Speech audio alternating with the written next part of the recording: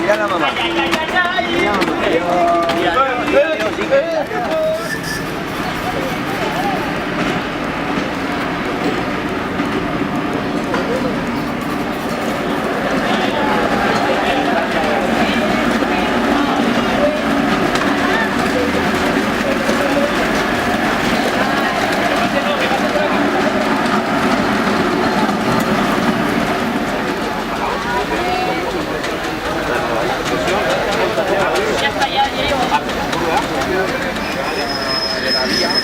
Eso, digamos, es dentro de lo que se puede adaptar en España lo más normalizado, que son los permite hacer encuentros como este, donde no solamente estemos nosotros, sino donde vienen representaciones de toda la geografía española para la Galáctica. Aquí, por ejemplo, tenemos gente de Madrid, tenemos gente de Valencia, tenemos gente de tenemos gente de Alsasua.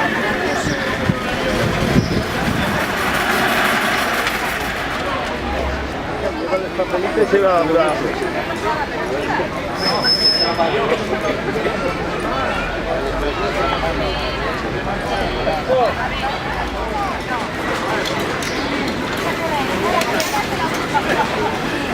Ahora sí que hace.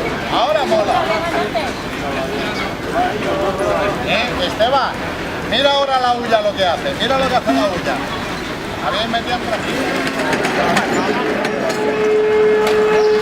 Tápale todos los agujeros.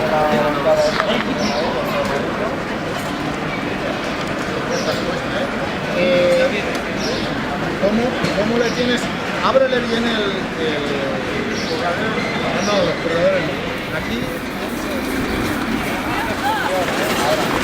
Ahora.